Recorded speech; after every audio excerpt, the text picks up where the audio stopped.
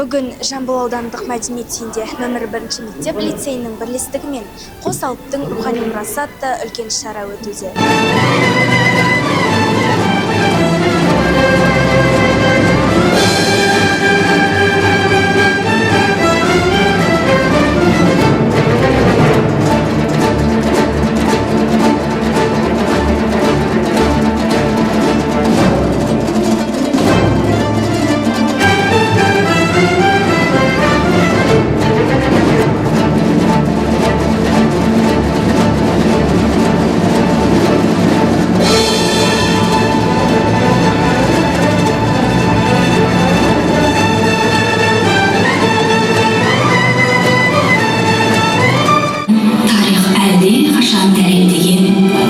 Сондықтан ұлы ақын 20 ғасырдың Гомері халық поэзиясының феномені атағына ие болды.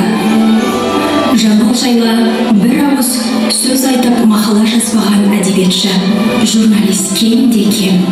Соған қарамастан жыр алыбының асыл мұрасы толық зерттелді деп айта алмаймыз. Сан ғасыр өтер, табиғат тазарып, талай ұрпақ алмасар. Бірақ жыр сүлгілерінің есімдері жаңарып, жасарып отыратыны кәміл. Лайым ұлы ақын абыздар аруағы халқымызды желей берсін. Бүгінгі кешке келген себебім енді Сүйінбай мен Жамбыл сынды қазақтың алып ақындары жөнінде деп айтты. Оны тақырып қылып алғандарым өте тамаша. Өйткені Күмісжан Байжанованың шығармашылығы десе, онда төмендек болатын еді. Сондықтан да жаңағы Сүйінбай мен Жамбылдың алыптардың рухани үндестігін айтқаны өте тамаша. Оның екінші бір ерекшелігі, көптен бері бізде жаңағы Сүйінбайдың айтысы, Жамбылдың айтыстары көрсетілмей қалып еді. Соны керемет сахналапты. Мына мектептің ұжымына, оқушыларға риза болдым. Қанша уақыт дайындалғанын қайдан, бірақ өте жаңағы жоғары кәсіби дәрежеде осы орындап шықты. Ана сахнада тұрғанда жаңағы сол дәуірдің 19 ғасырдың қыздары, жігіттері қайлай орындады. Ақындары жаңағы сөздері бұзылмай, өздері жүрген тұрғаны бір жасандылық болмай, біз енді талайды көрдік қой, білеміз. Сондықтан да бұл мектептің ұжымына, басшыларына, оқушыларына ресейге өте ризамыз.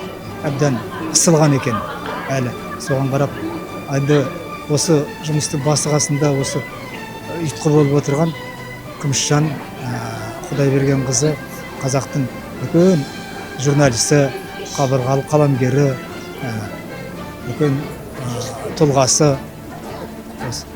Титтайынан бастап осы қаламгерлікті, журналистікті қалады. Сол жолда осындай биіктерге жетті. Үлкен газеттерде қызмет істеді, қаншама мақалалар жазды, қаншама шығармашылық дүниелері қалдырды. Әлі де болса осы қолынан қаламы түспей, осы кітаптар шығарып жатыр. Мына осы елдің жақсылары, жайсаңдары, тұлғалары жөнінде үлкен кесек-кесек шығармалар жазып жатыр. Оңай емес журналист болу.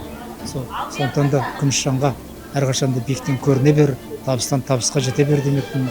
Сендер барлықтарың бақытты болыңдар, бақытты заманда өмір сүріп жатсыңдар, және өнерлерің өрге жүзсін. Тек қана өздерің оқуған емес, мынандай бірлесіп атқаратын жұмыс қой. Осындай атқарғанда өте тамаша биіктен көрдіңдер. Әлде де қандай жұмыс болсын, қай жерде болсын, осы биіктен көріне береді деп, осы бірінші лицей мектебі мен сенемін, әрқашан табыстан көріне беріңдер айналайын.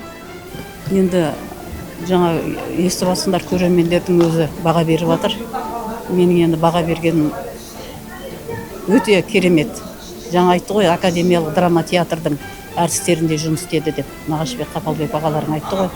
Одан асырып ештеңе айта алмаймын. Керемет.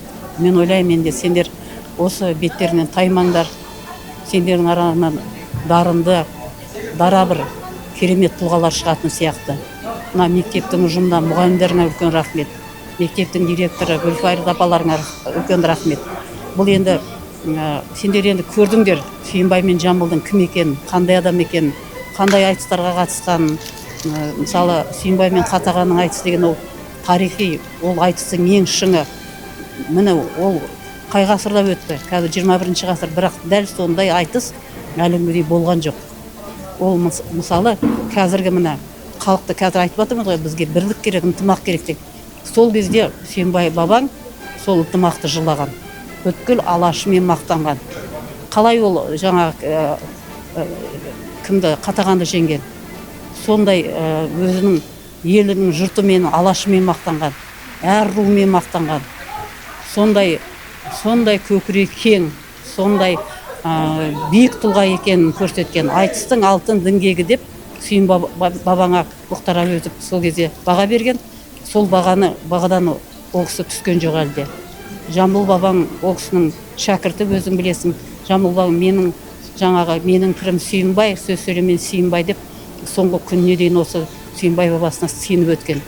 Сендерді сол Сүйінбай мен Жамбыл бабаларың әруағы қолдасын деп айтамын. Сендерден үлкен үміт күтемін. Мына жерде көрдіңдер ғой. Мен ойлаймын, сендердің араларынан әртіс те, жазушы да, журналист те бәрі шығады. Біз дәнді септі, дән сендердің жүректеріңе себілді.